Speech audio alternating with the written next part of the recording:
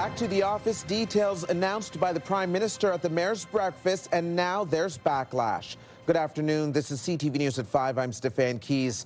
Unions say they haven't been briefed on the pending changes to the government's return to office policy, and that public servants shouldn't have to find out through the grapevines of what was said at a Mayor's Breakfast, especially with so much already on their plates. Currently, federal workers are dealing with the uncertainty of layoffs, and now there are more questions about the future of hybrid work. CTV's Austin Lee joins us live with more. Austin, what are you hearing? Well, we're hearing a lot of frustration from union leaders, Stefan. They are frustrated, and they have been trying to get clarification on what workers should expect in the months to come with the future of hybrid work. But they say there has been little to no clarity. Then this morning at the Mayor's Breakfast, the Prime Minister had this to say.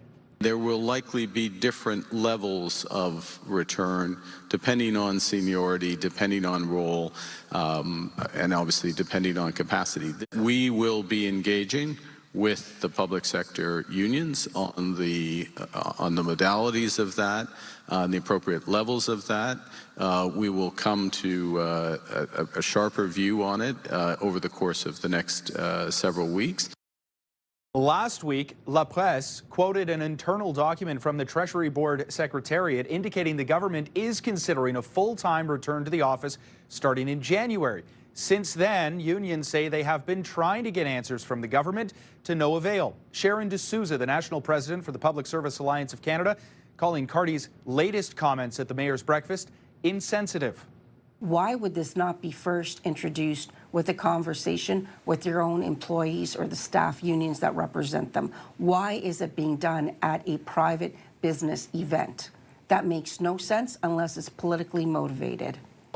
Meantime, workers I spoke with today tell me there are already some issues with office space, with employees being shuffled around from one workstation to the next on, in some cases, a daily basis, leading to questions about what kind of investments would be needed for government offices to be able to accommodate a potential full-time return to in-person work. Stefan. Right, CTV's Austin Lee reporting for us. Thank you, Austin. In the meantime, the city and the federal government are teaming up to pick up the pace on building more homes. The Prime Minister announcing this could fast-track up to 3,000 in the Ottawa area. CTV's Leah Larocque is live with the latest on this. Leah. Well, Stefan, the Prime Minister says that his government is supercharging housing construction and that this agreement brings the City of Ottawa on board. But some are still not convinced that it goes far enough to help people, especially young people, get into the housing market. So the Prime Minister and the Mayor of Ottawa signed the deal today at Rogers Place. It's a $400 million investment to build up to 3,000 homes on both federal and municipal land. The city will reduce or waive development charges, permit fees, and property taxes on priority projects. If you think about all the federal land that we have in our city, there's a huge opportunity to take that land and instead of it sitting empty, to turn it into affordable housing. So it's not a cost, it's an investment, and it's an investment in affordable housing. It isn't clear where these affordable homes will be built in the city, but Mayor Sutcliffe says a report will be going to City Council in the new year where it will have more details. We also didn't get answers today on what types of units these affordable homes will be, whether they will include family-oriented units. Again, we're hoping to get more details on that, but the Prime Minister says that this type of agreement he wants to be a model for how they are going to build in other parts of the country. Stefan. All right, CTV's Leah Larocque, thank you for this update, Leah. An Ottawa man says he was embarrassed and humiliated after he was accused of shoplifting at a local Farm Boy store.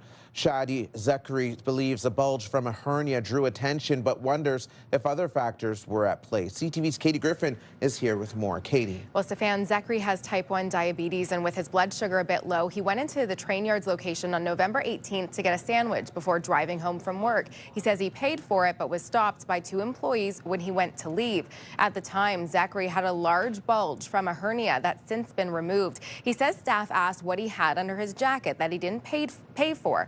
After repeated attempts to convince the employees he didn't steal anything, Zachary says he felt he couldn't leave the store. He says what happened next was humiliating. I'm like, I didn't steal anything, guys. Like, and I ended up ripping up opening up my jacket and literally exposing my my massive hernia that I had. I think it was a combination of saw the bulge, saw my skin color, saw the way I was dressed. In a statement, Farm Boy says is working to address the unfortunate situation directly with Zachary, and that while staff did not request he lift his shirt, his experience did not live up to Farm Boy standards, and that we have enforced the proper protocols with our store team. After reaching out to Farm Boy, Zachary said he was offered a $300 gift card to the store. He says that's not good enough and wants a formal apology and more training for employees. He's since been in touch with the company that owns Farm Boy about additional compensation. Stefan. All right, CTV's Katie Griffin reporting. Thank you, Katie. You're welcome. Ottawa's in the midst of a cold weather snap, and officials say it's time to bundle up because with these conditions comes the risk of frostbite. Ottawa Public Health says those who are most vulnerable in this weather include those who are experiencing homelessness, older adults, babies, and those who spend a lot of time outdoors. Officials warn extended exposure brings a dangerous chance of frostbite. Main things is to keep your extremities covered, right? Exposed skin is more at risk. Layers are important to create that warmth, wind barriers, etc., hats, gloves. And if you see anyone who seems to be sleeping outdoors during the cold weather, you are encouraged to call 311. If you're in a position to escape the cold by getting away, some snowbirds may be having their wings clipped by a labor dispute. Pilots at Air Transat could be walking off the job as early as Wednesday after their union issued a 72-hour strike notice today. Air Transat is Canada's fourth largest airline and specializes in travel to sunny destinations like Mexico and the Caribbean, as well as many places in Europe. In an update earlier this afternoon, the company says for now, flights for today are still operating as planned, but there's still no word on tomorrow. It comes after 99% of pilots voted in favor of a strike last week. Being called fairly high, I was actually very speechless and excited to see my name come out. Coming up on CTV News at 5, we meet a young athlete from the Ottawa-Gatineau area drafted to play in the first professional women's baseball league in more than 80 years. And our Jackie Paris is joining us live from a Toy Mountain location in Canada right now, Jackie. That's right, Stefan. We're at Access Storage in Canada's Tech Park, where the Toy Mountain campaign continues, and it's quite the party here. So we'll be in here until 7 p.m. So come on down, drop off a new unwrapped toy, or just check out the party. We'll be here all evening long. And you did mention it, we are quite returning into the deep freeze here. We had a mild weekend, but that cold weather returning. To give you an idea, temperatures well below seasonal. This time of year, we see daytime highs about -2 and lows about -10. Different story today, where temperature right now sitting about -15 really throughout most of eastern Ontario, -14 in Petawawa and -15 in Kemptville. Now here's the thing, temperatures are going to get down to -18, but with the wind chill going to feel closer to -24. Tomorrow though, we will see a bit of a break by the afternoon where we will get closer to about seasonal conditions. Snow is in the forecast. Anticipate this moving through in the late afternoon and will likely continue into Wednesday. These details and more in just a bit. Stefan. Thank you, Jackie. A live check on traffic right now. We're hearing of major delays in the westbound lanes of the Queensway between Bronson and Woodruff. About a 30-minute delay there. Eastbound on the Queensway, major backups between Nicholas and Walkley. It's bumper to bumper along that stretch, about a 20-minute delay. You're watching CTV News at 5. The Bell Media building is lit up bigger and brighter this year thanks to our friends at Christmas Decor from Nutrilon. Returning now to our top story, the Prime Minister commenting today on the potential for federal public servants to work in the office full-time. Today's radio question of the day asks, should the government be forcing public servants back? I've always seen the public service as a benchmark for ideal working conditions that all Canadians ought to be striving for in their workplaces. Today's announcement feels like it's trying to pit public servants against the general public. What they're asking and talking about is already happening. There are already people working 5 days a week in office where it's necessary. It really seems like it comes down to appeasing downtown businesses. Christy Cameron is here with more, and Christy, that listener sounds well-versed, maybe a public servant themselves, and I'm sure you're hearing from many this afternoon. Yeah, a very calm and measured response from Elle. We heard from a number of listeners today, a lot of people that were using our talkback feature. Not all of them agreed with her, though. Some were saying that they're really frustrated with the rhetoric of public servants, that they don't appreciate hearing complaints when they already have to commute to the office 5 days a week. You know, but it's an interesting, nuanced conversation, I think, Steph, because on the one hand, you know, I understand people griping about this conversation. They hear a lot about it. On the other, why should people commute, let's say, you know, 30 minutes or an hour if they're going into an office where they're just on Zoom? They're not actually with their colleagues, or an office where there isn't enough space for them. Yeah, no, very good point, because we've heard this from, you know, friends, listeners, viewers who say, okay, I go to the office just to be met by no one else on the office the same day as me during hybrid work, and I still end up on a Zoom meeting, like you mentioned. Yeah, bottom line, I've said this for a long time on my show. I do think it has to be job by job. I don't think any blanket RTO makes sense. I think it depends on what you do, who you do it with, the time that you work, and maybe the level that you're at. It shouldn't be a burden to the other people that you work with just because you want to work from home. That's right, and who else is there at that time? Thank you, Christy. You can join the conversation, leave a comment through the Talkback feature on the iHeartRadio app. You can listen live to Christy Cameron on News Talk 580 CFRA weekdays from 2 to 6. A big milestone for a young athlete from the Capital Region. 20-year-old Ella De Bedard has been drafted by San Francisco in the brand new Women's Professional Baseball League, the first pro women's league in the sport in more than 80 years. CTV's Josh Morano has her story. Ella De Bedard fell in love with baseball early and never let go of the game. I loved sports, didn't want to play in organized sports, so I was at the cottage with my grandparents, and I threw a ball, and my grandpa told my dad, oh, she has a good arm, you should sign her up in baseball. So they did without my approval, and ever since I fell in love with the game. That love turned into a pro opportunity when she was selected by San Francisco in the third round of the inaugural Women's Professional Baseball Draft, one of the youngest players selected by the team at just 20 years old. I didn't get the opportunity to go to the tryouts, so being called fairly high, I was actually very speechless and excited to see my name come out. The Women's Professional Baseball League is the first of its kind in over 80 years. We always hoped that there would be a professional league. We didn't know if we'd see the day during Ella's career, but you know, we did, and she's in her prime, so it couldn't have worked out better. From hours of training with her dad to powering through boys' leagues in Quebec,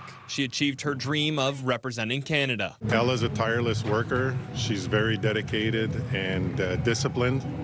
You know, she started with the girls, and as she kept working and improving, then she moved on to play with the boys till the age of 13, and then genetics caught up.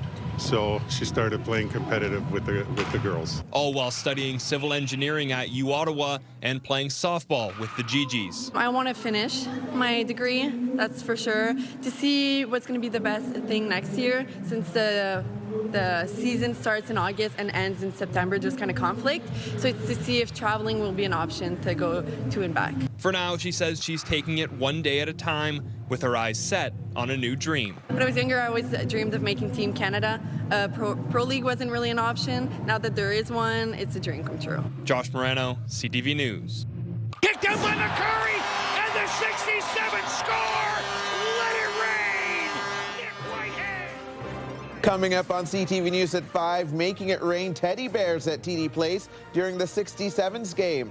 More details about this good cause in just a few minutes.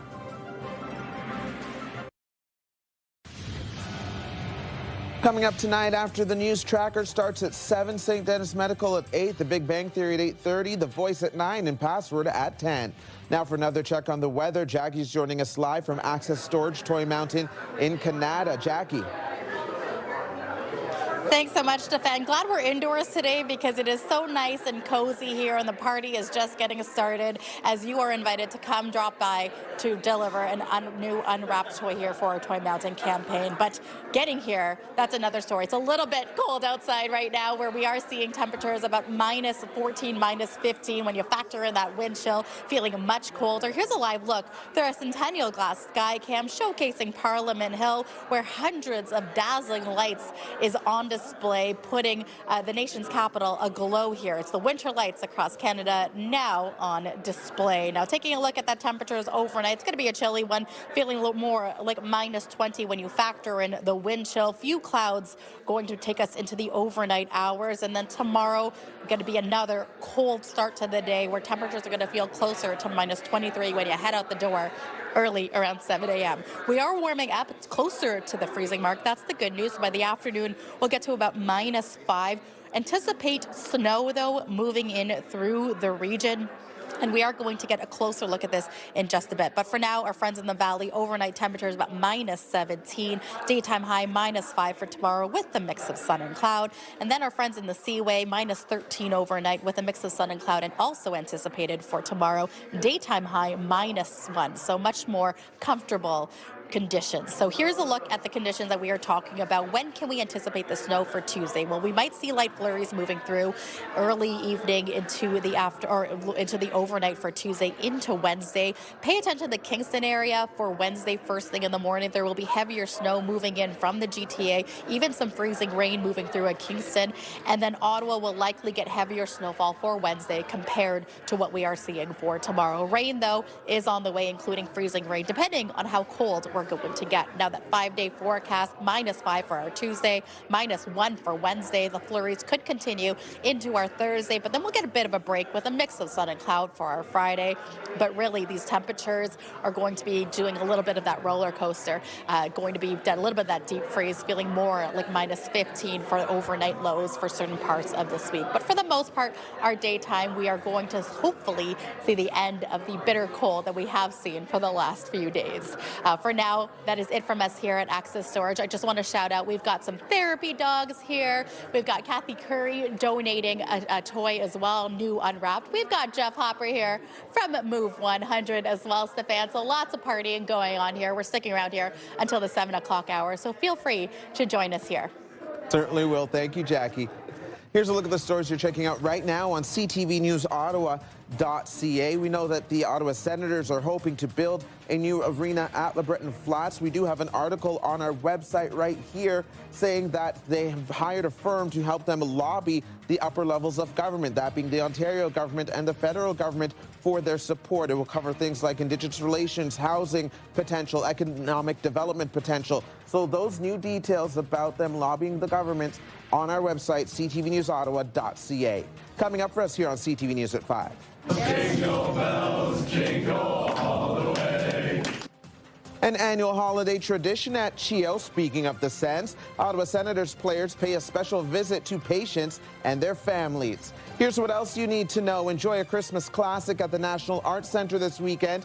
Disney's The Muppet Christmas Carol will screen while the musical score is performed live by the NAC Orchestra. There are various showtimes between December 11th and 13th. Check out the NAC's website for tickets. If you need gas tonight, one of today's cheapest gas prices can be found at the Circle K station on Greenbank Road in the Nepean area. Regular gas there listed for 117.6 cents a liter. We'll be right back. Get the latest live local breaking news. Sign up now for our morning and evening CTV News Ottawa newsletter. The best local content from CTV News, Your Morning Ottawa, and News Talk 580 CFRA. Get it all in one place. Sign up now at ctvnewsottawa.ca. The CTV News Ottawa newsletter is brought to you in part by CAA Business.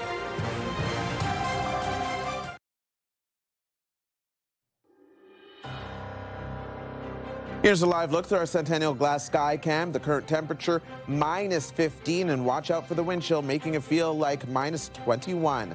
Time now for a look ahead to CTV News at 6. Here's Patricia Bull. Thanks, Steph. Here's what we're working on for 6 o'clock.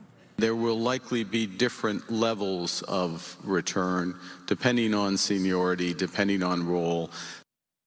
We've got reaction after the Prime Minister weighs in on a return to office plan for federal public servants. He says there will likely be different levels of return for the tens of thousands of workers currently on a hybrid schedule. The Ottawa Senators are looking for the federal and Ontario governments to chip in to help build a new NHL arena at LeBreton Flats. There are people that have booked flights. It is a responsibility for Air Transat to look after these passengers. A potential travel nightmare for thousands of Canadians after Air Transat pilots issued a 72-hour strike notice. Job action could begin on Wednesday. All of that and more is coming up tonight on CTV News at 6. That's right after the early edition of CTV National News with Sandy Ronaldo at 5:30. Steph. Thank you, Patricia. Now the final 5 other stories we're following today. The Ottawa Senators paying a special visit to CHEO, spreading some holiday cheer. I think it's one of my favorite things during the hockey season when we get to go to CHEO or Roger Nielsen. Members of the team sang Jingle Bells to kick things off at the Children's Hospital this afternoon. Sparty was there too for the annual visit. Players spent time with young patients and their families, signed merch, and posed for photos. The Ottawa Sports and Entertainment Group is investigating a carbon monoxide leak at TD Place Arena. The emergency repairs forced the Ottawa Charge to cancel today's practice. Crews are still working on finding the source of the leak. No injuries have been reported. Meanwhile, yesterday at TD Place, Kicked out by McCurry, and the 67 score! Let it rain! let it rain. Teddy bears rain down onto the ice at TD Place Arena on Sunday for the Ottawa 67th annual Teddy Bear Toss game. The tradition sees fans throw teddy bears on the ice after the 67's first goal of the game. The moment came in the second period when the Barber Poles scored against the Flint Firebirds. More than 4,700 teddy bears were tossed this year. That's triple last year's number. They'll be going to kids in need through CTV and Move 100's Toy Mountain. The iconic view of Parliament Hill will look different starting next year. A 92-meter tall steel frame tower will be built around the Peace Tower so construction crews can complete masonry and structural work on the nearly 100-year-old structure. It's part of the Center Block Rehabilitation Project. This is a rendering of what it will look like. The frame will be made from 100% Canadian steel. It's amazing. Usually it's not open this early because there's not this much snow. It's not cold enough. The ski and snowbird season is getting an early start across the capital region, with the frigid weather certainly helping. Winter enthusiasts hit the slopes at several ski hills over the last couple of days for the first ski weekend of the season. Those include Centre Volage and Camp Fortune. That is CTV News at 5. I'm Stefan Keys. Be sure to join Patricia Bull for CTV News at 6. The early edition of CTV National starts right now.